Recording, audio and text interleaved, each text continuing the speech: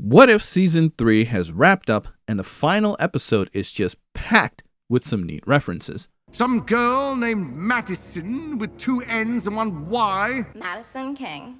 Madison is with 2 N's, 1 Y, but it's not where you think.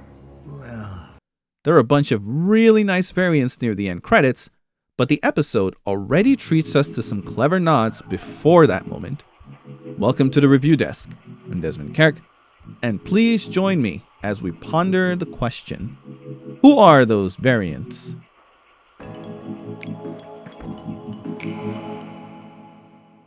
The Watchers attempt to amend Uatu's meddling with the multiverse by erasing the Multiversal Avengers and all their existing variants. When their blast hits the heroes, the variant fun begins. We see Storm clad in the Black Panther suit, indicating that in some universe, the weather goddess became the protector of Wakanda. We see some of Birdie's variants, but immediately after that, Kahori is shown to have a huge heavy hitter variant, none other than Apocalypse, the mutant threat.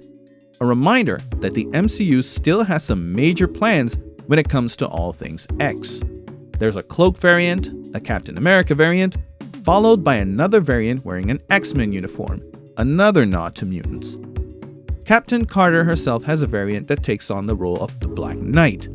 We've seen the 616 version of that character in the Eternals, but you can be forgiven for not remembering that. Nobody liked Eternals.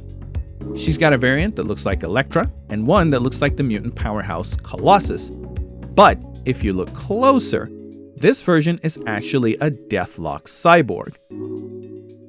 Another mutant nod is when a Sabretooth variant of Captain Carter appears. There's also a version of her as a Valkyrie from Asgard. Later on, there's a version of Peggy that looks like Wolverine, complete with 3 claws on each hand. I'd hate to see what would happen if she and Saber Peggy ever crossed paths. When Peggy makes a final stand against the Watchers, she takes on a cosmic appearance, which could be a nod to Captain Universe. In the comics, Captain Universe is a being that has made several heroes his host and granted them vast cosmic powers. Near the end of the episode, as Uatu drops the knowledge on his fellow Watcher, we see several more variants, starting with the 6-armed Spider-Man.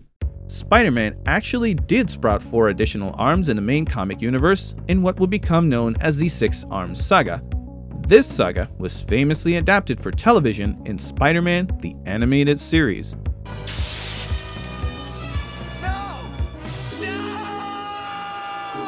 Peter Parker attempts to rid himself of his spider powers by developing a serum to revert him to a normal human. Unfortunately, the serum actually ends up further mutating him into even more of a spider when he gains 4 more arms.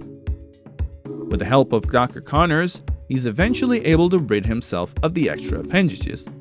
What if issue 42 takes a look at what would have happened if Peter had kept his extra limbs?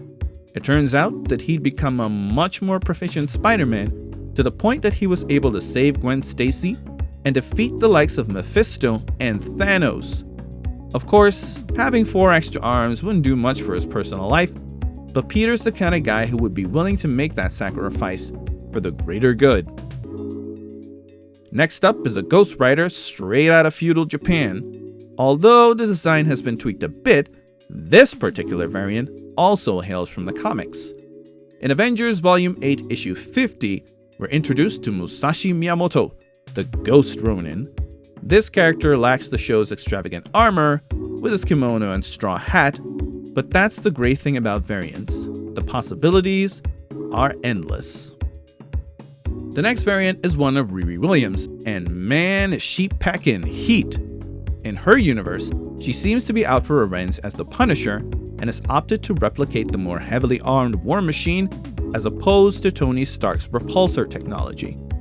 There's Gamora on a broom, possibly a witch in some sort of space coven, and the next one is one heck of an MCU debut.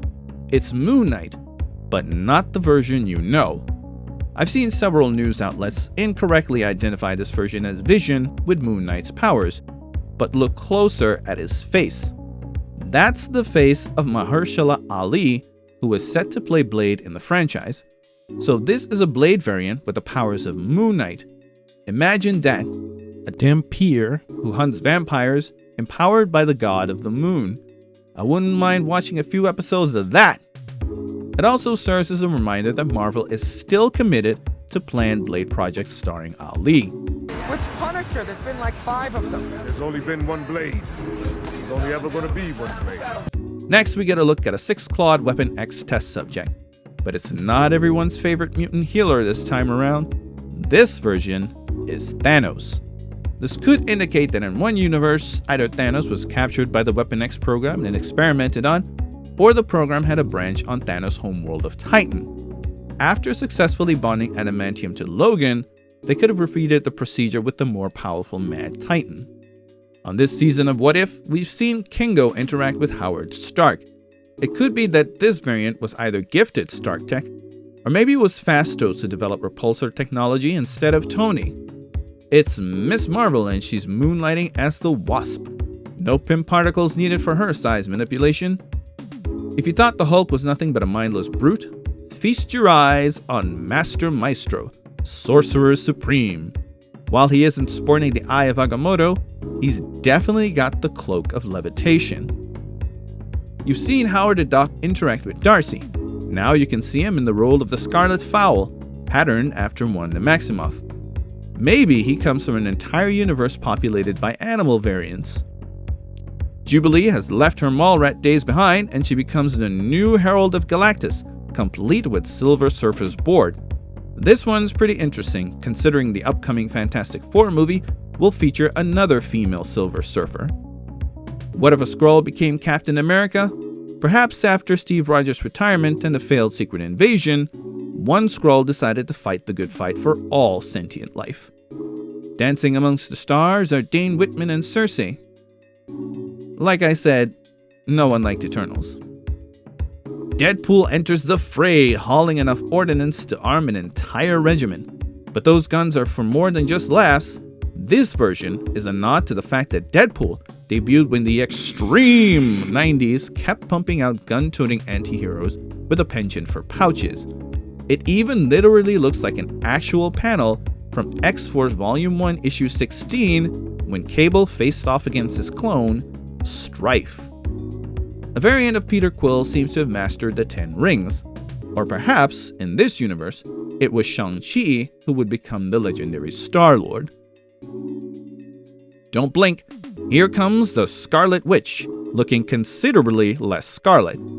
This version is interesting because it's a clever allusion to not one, but 3 different variants. In May 2024, Marvel released a mixed reality video game for the Apple Vision Pro.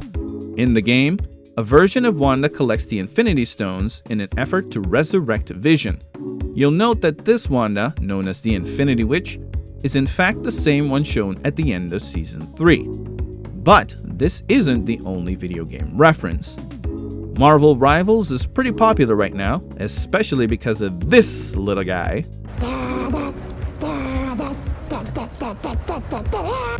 But the game also features Scarlet Witch. As with many games, you can customize your character. Wanda has a white skin with her costume looking much like the version on the show. But there's an even deeper cut. In the 90s, Marvel and DC worked together on Amalgam, an event where similar characters from both companies were fused together.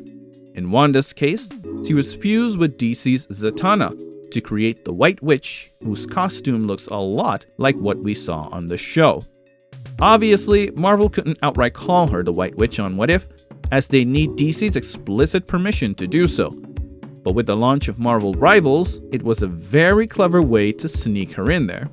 And there you have it, folks. The most epic variants in Season 3's finale. And I'm not gonna lie, some of them, I hope that we definitely get to see more of.